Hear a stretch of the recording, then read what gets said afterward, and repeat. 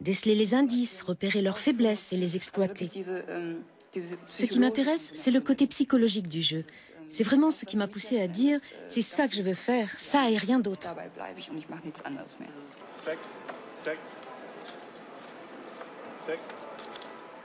Et puis, il s'est trouvé que j'ai emménagé à Berlin, où je ne connaissais personne. Je me suis dit qu'il fallait que je me fasse des amis, mais les cours de danse, ça ne me bottait pas trop. Alors, je suis entrée dans un casino, parce que le poker, je savais faire et que c'était un bon moyen de rencontrer du monde. Je me suis présentée à l'entrée d'un casino un soir et j'ai cassé la baraque. Du coup, je n'étais absolument pas frustrée. Je ne suis pas repartie en me disant « plus jamais ça ». Au contraire, ça m'a motivée à recommencer et à me dépasser. Elle connaît le premier temps fort de sa nouvelle carrière en 2009 à Dortmund, pendant un des plus gros tournois du circuit avec 700 participants.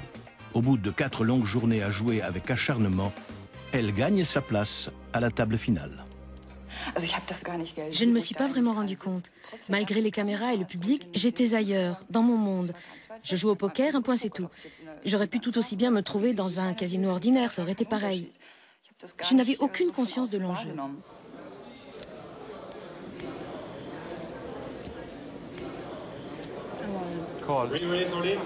Le donneur va-t-il poser un 9?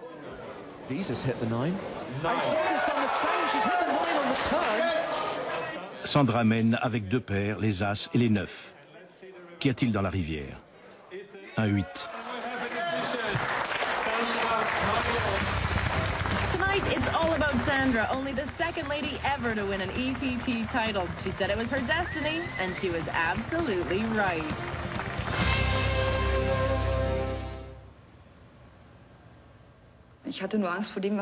Après le tournoi, j'ai paniqué. J'étais dans ma voiture de location, je rentrais chez moi et j'ai brutalement imaginé ce qui m'attendait. Est-ce que je voulais rentrer à Berlin et affronter les questions de tout mon entourage, de ma famille? Non, vraiment pas. Alors, j'ai pris la première rue. J'ai entré hôtel dans mon GPS et j'ai passé 2 jours dans un hôtel spa où je me suis fait dorloter et j'ai regardé la télé sans faire tourner mon cerveau. Et là, j'ai fini par prendre conscience de ce qui s'était vraiment passé et de ce qui allait changer dans ma vie. Comment j'allais gérer ça?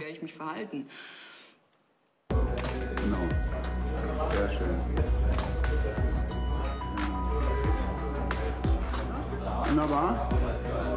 Jetzt brauche ich mal einen Gewinner. Blick. Ja, genau den. Sandra obtient la vie de rêve de tout joueur ambitieux. Elle signe un contrat lucratif et fait de son passe-temps un métier. Aujourd'hui, elle voyage 300 jours par an dans le monde entier. Elle va de tournoi en tournoi. Sa prochaine étape, c'est la finale de l'European Poker Tour à Monte-Carlo.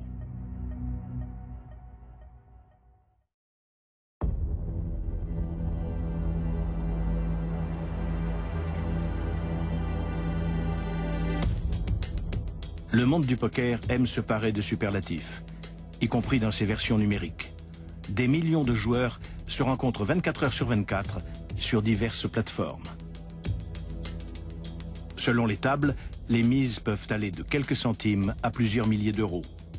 Dans cette arène, on assiste à la naissance de millionnaires et à beaucoup de traversées du désert. Tout semble se dérouler de la même façon que dans le poker en live, à une exception près. On ne peut pas regarder ses adversaires dans les yeux. Impossible de lire dans leurs pensées. Derrière des pseudos se cachent de vrais joueurs en chair et en os.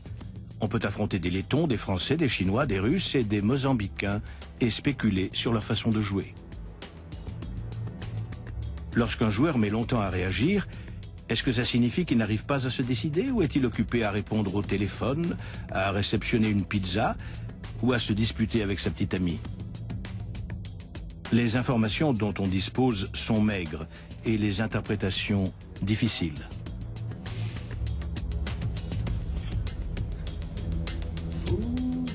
Oui, la sauterne. Non, et le 10. Merde.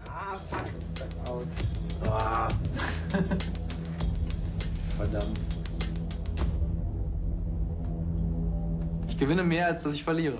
Das auf jeden Fall. Je gagne plus souvent que je ne perds, c'est un fait. Même quand ce sont que de petits montants, je suis content bien sûr. Quand ça me rapporte un peu.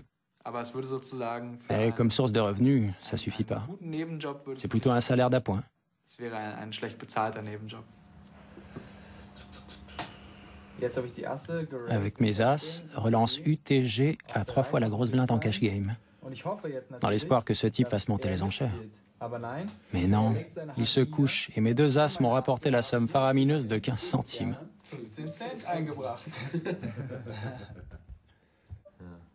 Extraordinaire. Ingo et Mahir chassent le menu fretin. Mais ils ne doivent pas pour autant baisser leur garde, car les grands requins voraces ne se refusent jamais un bon petit repas. 3 de ces requins vivent ensemble en colocation sur l'île méditerranéenne de Malte. Ils se sont offerts un grand appartement spacieux avec vue sur mer et sur le casino. Vous y êtes déjà entré, vous? Moi, j'ai déjà joué au casino, mais bon. Ça va peut-être vous paraître étonnant, mais ça nous intéresse pas trop. On trouve ça un peu barbant de jouer au poker autour d'une table.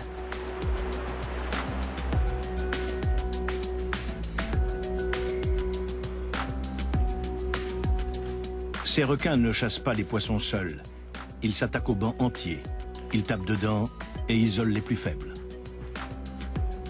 On pourrait croire à première vue que la quantité tue la qualité, mais ce serait une considération très superficielle. Pour jouer à 20 tables à la fois pendant des heures d'affilée, il faut non seulement mettre au point une méthode ingénieuse, mais aussi déployer un talent et une discipline à toute épreuve. Moi, je superpose toutes les tables. On voit ici toutes celles auxquelles je joue en ce moment. Elles sont toutes ici. Quand j'ai une main intéressante, je clique sur la table en question et je regarde ce qui se passe de plus près. D'autres joueurs préfèrent avoir toutes leurs tables sur une même page en mosaïque.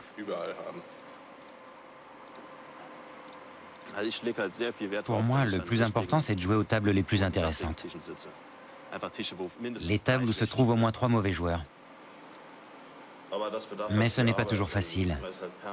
On est en permanence à la recherche de la bonne table et il faut prendre des notes sur les erreurs qu'on arrive à détecter ou bien sur ceux qui lâchent plus facilement leur argent que d'autres.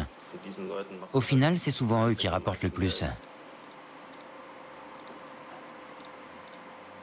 Pour avoir une bonne vue d'ensemble, j'étiquette les bons et les mauvais joueurs, de façon à les reconnaître tout de suite. Par exemple, je vois qu'à la table de 9, j'ai déjà 4 profils marqués en orange. Là, je vois un joueur violet, un très mauvais joueur contre lequel j'ai déjà joué par le passé. Ma couleur préférée, c'est le vert. Ça représente un fish qui peut me rapporter énormément d'argent. Dès que le fish est déficitaire, je quitte la table. Parce que sinon, je dépense trop d'énergie pour trop peu d'argent.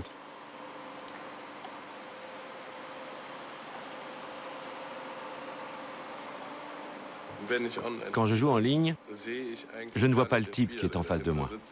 Je vois seulement ce qu'il fait. Je vois sa façon de jouer, jusqu'où il est capable d'aller. J'ai un petit logiciel qui observe les joueurs à ma place. Du coup, je ne travaille quasiment qu'avec des chiffres.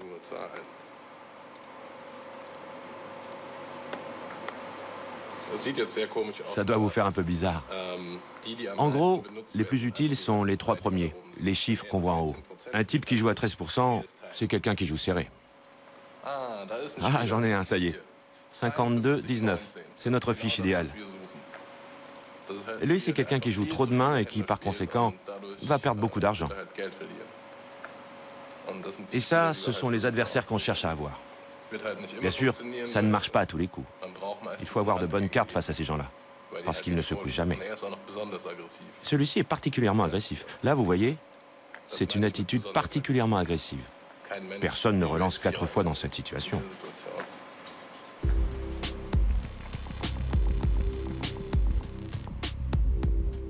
Des milliers de mains jouées chaque heure, et autant de choix à faire.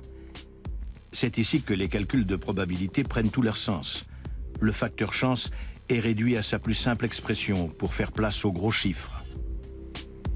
Sur quelques mains, l'amateur peut battre le professionnel, mais sur des millions, c'est quasiment impossible. Les amateurs seraient étonnés de voir à quel point ils sont transparents et prévisibles pour les professionnels bien équipés. Finalement, c'est comme tout le poker. 90% des joueurs perdent et seule une élite gagne de l'argent. Nos adversaires viennent de toutes les catégories socioprofessionnelles. De l'ouvrier au chômeur, en passant par le lycéen, le banquier, même le juge. On n'a pas le temps de se préoccuper de ce genre de détails. De toute façon, ça n'a pas vraiment d'importance d'où ils viennent et l'état d'esprit dans